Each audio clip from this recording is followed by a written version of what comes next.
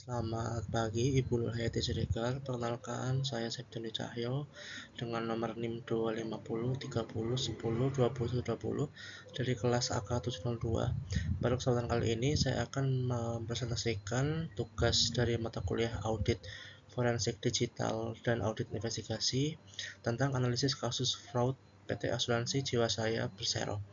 Mohon izin pada kesempatan kali ini saya mengerjakan tugasnya secara mandiri ya Ibu. Jadi di sini saya akan mempresentasikan sendiri. Untuk yang pertama terkait dengan profil singkat dari PT Jiwasraya. PT Asuransi Jiwasraya Persero merupakan BUMN yang bergerak di bidang asuransi jiwa dan memiliki sejarah panjang sejak era kolonial Belanda. Sebagai perusahaan yang memiliki mandat strategis untuk menyediakan layanan perlindungan asuransi bagi masyarakat Indonesia.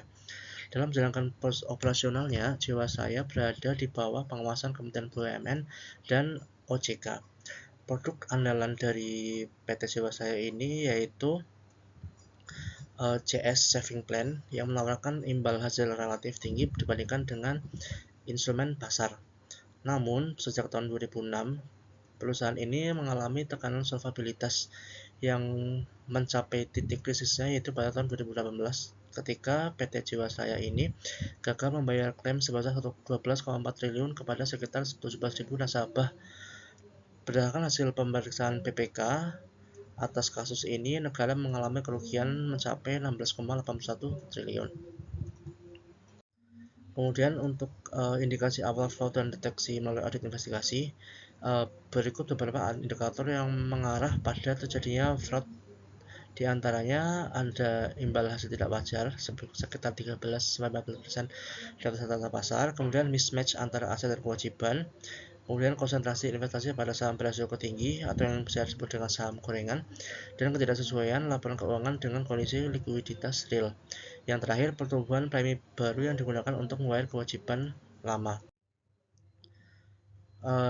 Dari peran audit investigasi yang mendeteksi data tersebut dilakukan melalui analytical review dan analisis terhadap rasio solvabilitas, cash flow tracing untuk sumber pembayaran klaim, pemeriksaan konsistensi return investasi dengan kewajiban bunga, uji kepatuhan terhadap prinsip kehati-hatian, wawancara investigatif dan konfirmasi pihak ketiga independen. Atas pendekatan ini bertujuan untuk mengidentifikasi pola ketidakjelasan mengarah pada fraud sistem. Dampak window dressing terhadap stakeholder. Window dressing adalah praktik manipulasi laporan keuangan agar terlihat lebih sehat. Dampaknya untuk nasabah sendiri mengambil keputusan investasi berdasarkan informasi yang menyesatkan. Kemudian untuk investor dan pemerintah akan mengalokasikan sumber daya berdasarkan laporan yang tidak akurat. Untuk OJK selaku regulator gagal melakukan intervensi dini karena data yang bias. Kemudian untuk publik akan kehilangan kepercayaan terhadap industri asuransi. Secara teoritis, praktik ini mencerminkan konflik keagenan atau agensi problem di mana manajemen bertindak oportunis terhadap pemilik. Peran auditor dalam mengidentifikasi skema Ponzi. Skema Ponzi terjadi ketika dana investor baru digunakan untuk membayar kewajiban lama.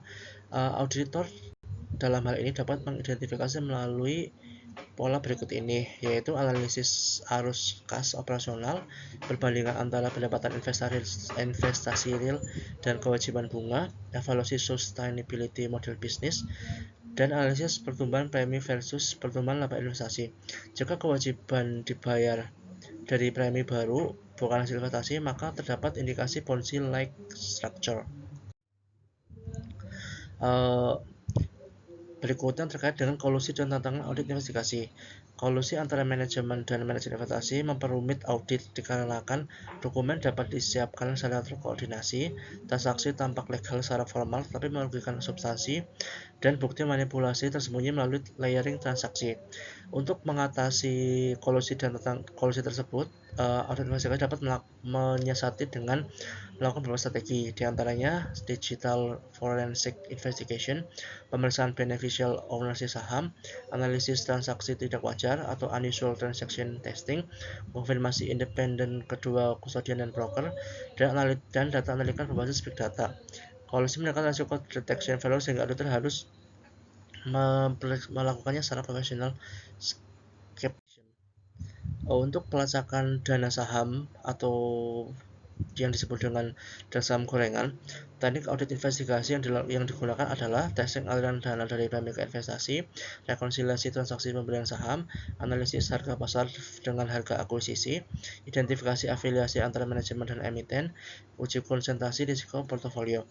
Tujuan utamanya yaitu mengidentifikasi misallocation of funds dan rekayasa harga. Kemudian untuk peran teknologi forensik, teknologi forensik sangat membantu auditor. Hal ini dilakukan melalui email dan komunikasi recovery, data mining untuk mendeteksi pola transaksi abnormal, audit trail digital pada sistem akuntansi, artificial intelligence untuk anomaly detection.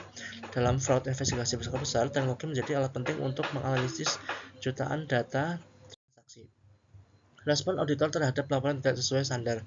Jika ditemukan ketidaksesuaian dengan standar akuntansi, auditor dapat melakukan prosedur audit tambahan, memberikan opini modifikasi, qualified atau adverse, melakukan identifikasi fraud kepada regulator, dan mendokumentasikan temuan secara komprehensif. Auditor wajib menjaga independensi dan integritas sesuai dengan standar profesinya. Untuk langkah menghitung kerugian 16,81 triliun itu, auditor dapat melakukan beberapa langkah sebagai berikut, yaitu merekonstruksi seluruh transaksi investasi, penilaian kembali aset berdasarkan fair value, perhitungan selisih antara nilai buku dan nilai pasar, identifikasi kerugian akibat opportunity cost, verifikasi dengan dokumen pendukung, dan untuk perhitungan harus memenuhi standar pembuktian hukum dan akuntansi forensik. Selanjutnya terkait dengan peran transparansi dan good governance. Good corporate governance dapat mencegah fraud dengan melalui transparansi laporan keuangan, pengawasan aktif Dewan Komisaris, Komite Audit Independen, sistem pengendalian internal yang kuat, budaya etika, dan whistleblowing system. Kasus Jiwasraya menunjukkan kegagalan governance sebagai akar dari masalah. Untuk peran OJK dan kolaborasi dengan auditor, OJK berperan sebagai pengawasan solvabilitas, stress testing industri asuransi, pemeriksaan rutin dan khusus, penegakan sanksi administratif, sedangkan auditor investigasi bekerjasama dengan regulator melalui pertukaran data dan informasi, pelaporan teman investigatif, penguatan sistem early warning system. Kolaborasi ini penting untuk mencegah fraud sistemik di masa yang akan datang.